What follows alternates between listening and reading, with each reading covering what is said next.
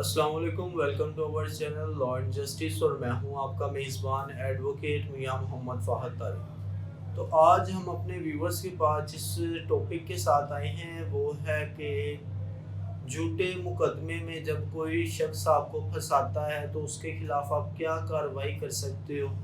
جھوٹا مقدمہ کیا ہے، اس کے اندر اگر مثال کے طور پر کوئی بندہ آپ کو کسی بھی مقدمے میں بعد میں نامزد کرتا ہے آپ کو صرف تنگ کرنے کے لیے، تو آپ اس کے خلاف کیا کارروائیاں کر سکتے ہو۔ تو یہ تمام چیزیں ہم اس ویڈیو میں دیکھیں گے۔ تو ویڈیو کی طرف جانے سے پہلے میرے اپنے تمام ویورز سے گزارش ہے کہ ہمارے چینل کو سبسکرائب کریں اور ہماری ویڈیوز کو شیئر کریں۔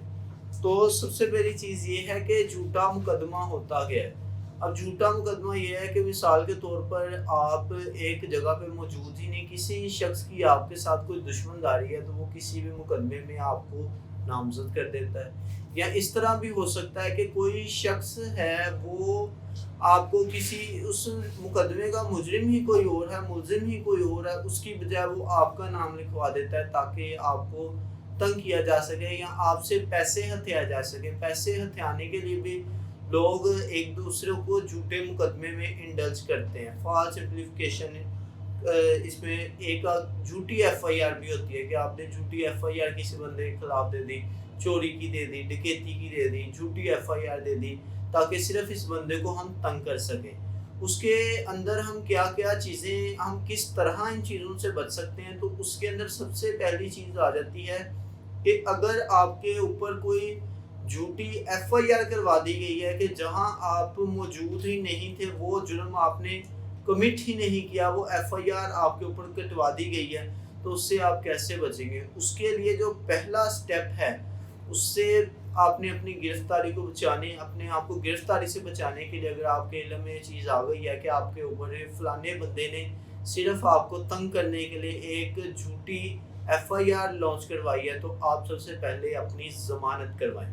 جب آپ اپنی ضمانت کروا لیں گے، اس کے بعد آپ ضمانت کی بحث کے اندر آپ کویشمنٹ کی طرف جائیں گے کہ اس پرچے کو خارج ہی کر دیا جائے، کہ یہ جھوٹا پرچہ کویش کر دیا جائے، کویشمنٹ کی طرف آپ جائیں گے۔ تو یہ پہلی چیز ہوگی کہ آپ نے ضمانت کروا کر کویشمنٹ کی طرف موو کرنا ہے۔ یہ تو ہوگی اپنی سیکیورٹی، آپ نے اپنے آپ کو محفوظ کر لیا۔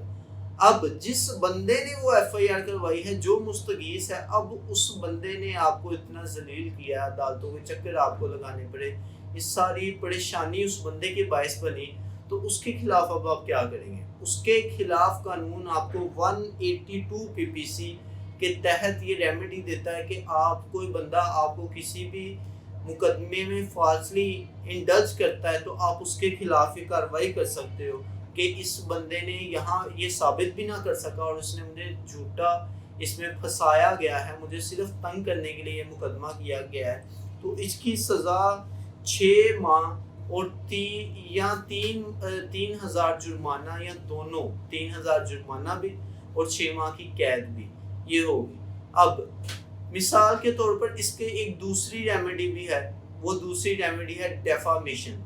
ڈیفامیشن کیا ہوتی ہے وہ آپ کو میں ایک علیحدہ ویڈیو میں ڈیٹیل ویڈیو بتاؤں گا، ابھی صرف اس کا تھوڑا سا بیسک آپ کو بتا دوں کہ ڈیفامیشن ہے کہ کسی بندے نے حق عزت کا دعویٰ جسے کہتے ہیں کہ آپ کی عزت کو پامال کیا ہے، آپ کے اوپر جھوٹا الزام لگایا، آپ کی سوسائٹی میں ایک عزت ہے، لوگ اس الزام کی وجہ سے وہ عزت پامال ہوئی ہے، تو اس کے اوپر آپ ڈیفامیشن کا دعویٰ کر دیں گے۔ اب ڈیفامیشن کی کیا سزا ہے؟ ڈیفامیشن کی سزا ہے 2 سال قید یا جرمانہ، یا دونوں قید اور جرمانہ۔